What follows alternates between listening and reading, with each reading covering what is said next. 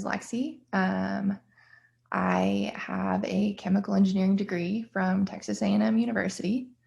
I graduated back in 2019, and then I took a job out in Midland, Texas as a field engineer with Baker Hughes. I work as a field engineer doing production chemicals right now. So Awesome. just a little short thing about me. Yeah, awesome. So my first question, let's see. Okay, here we go.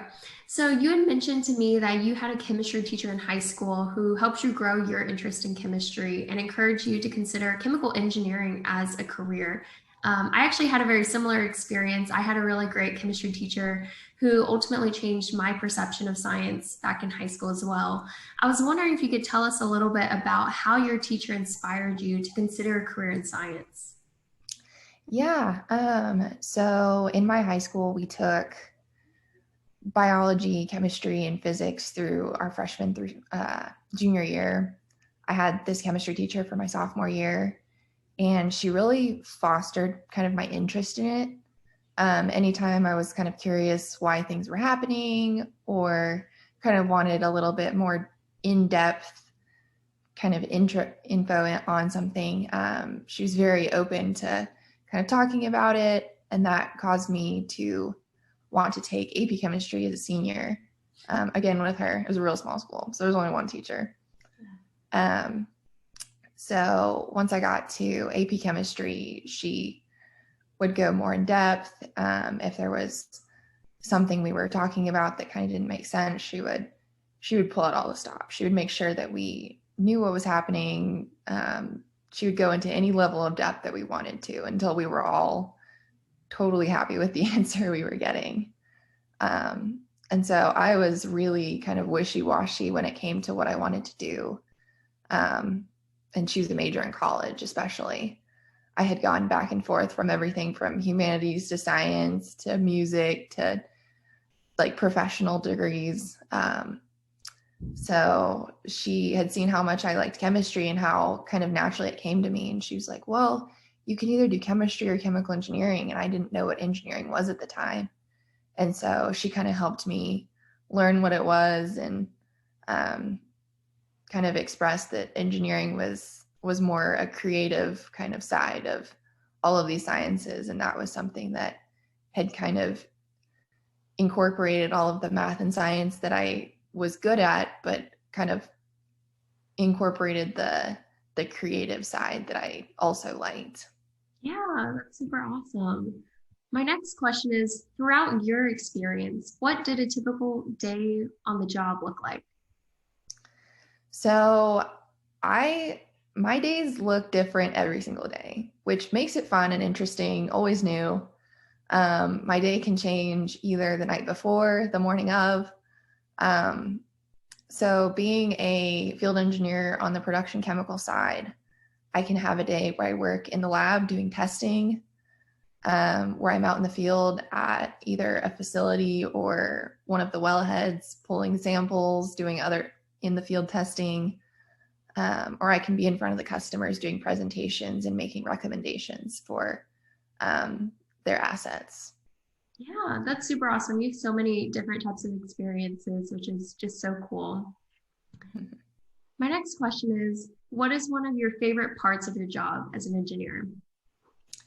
So one of my favorite things that I get to do is I get to challenge all of the things that have been done for years and years.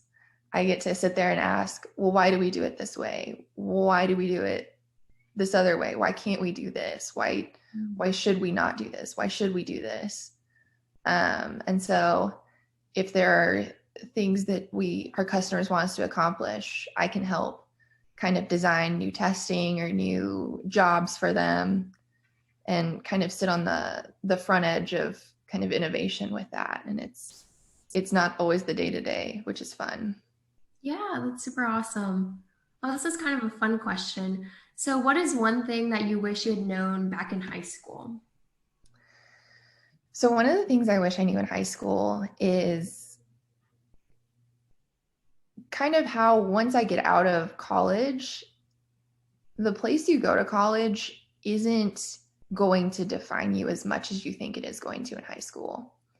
So going to a smaller kind of private school for high school, I was told that you needed to go to a fancy private school. So I applied to a bunch of very selective private schools, a couple Ivy Leagues in there, and ended up going to a state school. And at first I thought I had failed. And then I realized all of the opportunities and how going to a state school is just as good as going to a private school. And you can save a good amount of money doing it too. So Absolutely. So that's so true. yeah, I wouldn't have had it any other way. I just wish I would have known in high school that going to a state school is not bad at all. Going to college is something to be celebrated on every level. So, True. That's really great. Okay, so my next question is, what challenges have you faced due to being a woman in engineering, which is a male dominated field, and how did you work to overcome these challenges? so I've seen challenges in a couple different ways. When I'm actually in the field, there are some times where I need to um, move things that can weigh 50 plus pounds. Mm. And that wasn't my job description. I did agree to that when I signed on. Um, so one of the things I do as a production engineer, we deliver chemical to the field, and they come in these drums, and these drums can weigh 400 to 500 pounds, and they'll load them into the back of our pickup trucks with forklifts. And usually it's not that big of a deal for some of the guys to like drop the drum on the ground. Like we learn how to drop them. I can't drop them. And that's just something that like I've had to accept and say, this isn't something I can like physically do. And it doesn't mean I'm any less good at my job because I can't do it, but it's knowing my limitations. And then when it comes to things like meetings and being the only person in a meeting, it's really they don't single me out because I'm a female. I just have to be more confident when I'm in a meeting to speak up and know that they want my voice heard, but they're not going to take like special time out to say, "Oh, what do you think?" Like you just have to think you're just one of the people and say, "Hey, I have an idea. Hey, I want to say this." Yeah, absolutely. My next question is, to a high school student considering a career in engineering, what advice would you give them to best prepare for the challenges they're going to face in college? So, if you want to go into engineering, I would say as a high school student, celebrate high school and take it for what it is, but do not think it's going to get carried into college. I had so many friends, including myself, that I did good in high school. Like I excelled. And then I got to college and it kicked me into shape. I failed one of my first engineering tests. I failed a couple organic chemistry tests. And I thought I wasn't cut out for it, but it's just a different beast. And you have to kind of get used to it, figure out kind of how you need to study, who you need to study with, if there are certain resources you need to use. But really not to get discouraged when it's definitely not what high school is, because they're really trying to retrain you to think in a different way and change how you think. So it's not as cut and dry as high school is, for sure. Yeah, for sure. Okay, so my next question, so you had actually mentioned a little bit earlier that you are almost always the only woman in meetings at your job. What have you learned from this experience? So it's been good and bad. It was bad at first because I felt like I was alone. I was the only person there. People didn't want to hear me. I would just sit on meetings and be quiet. I wouldn't do anything.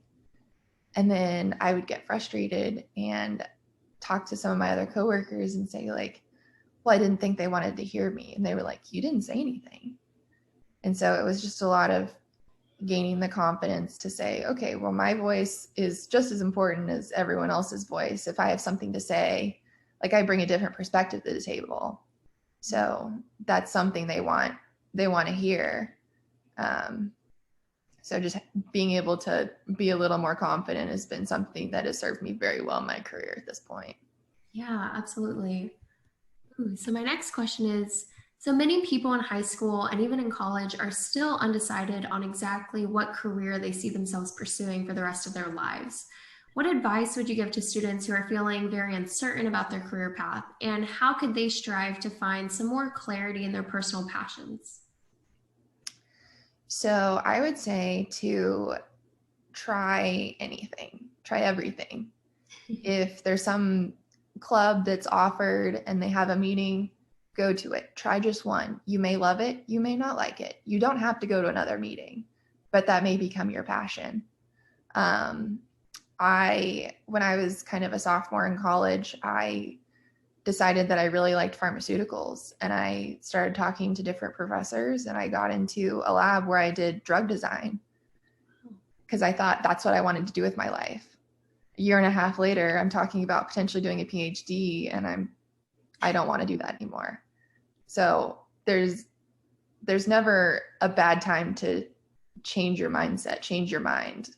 If you do want to do something, you can go for it. If you decide as a freshman, as a sophomore, as a junior in college that you don't want to do something, you can do something different. And that's true even when you get to the workforce, because I know people that started in oil and gas and jumped to the tech field or jumped to the pharmaceutical industry or jumped to food production, and vice versa. People can jump all over. A lot of degrees nowadays are so versatile that there's not just one job at the end of the tunnel. So there's just a lot of options. It's just kind of where you can find yourself and where you see yourself fitting into. Yeah, that's really great advice. I know it's difficult, people feeling like they're too late to like make a decision or to make a change, but knowing that you can always adjust your pathway and your journey as your mind changes a little bit. For sure. My next question is, what challenges do you still continue to face in your workplace?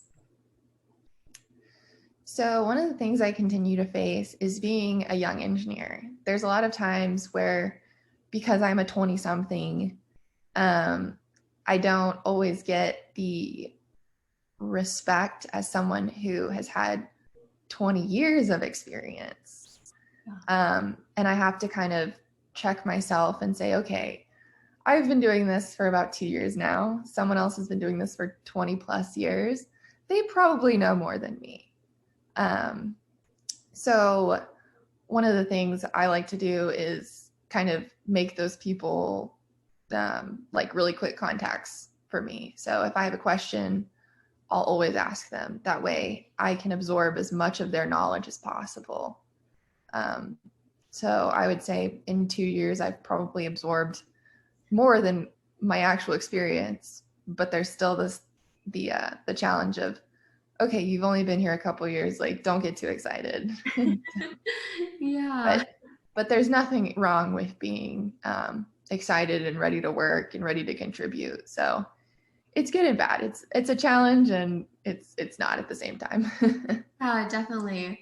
Okay, so my last question I think is a little bit challenging, but what has been your biggest lesson that you've learned through your education and your career?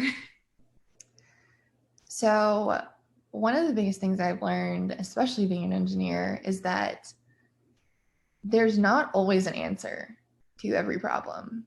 And sometimes the answer takes a week to figure out. Sometimes it takes a month to figure out. Sometimes it takes a year to figure out.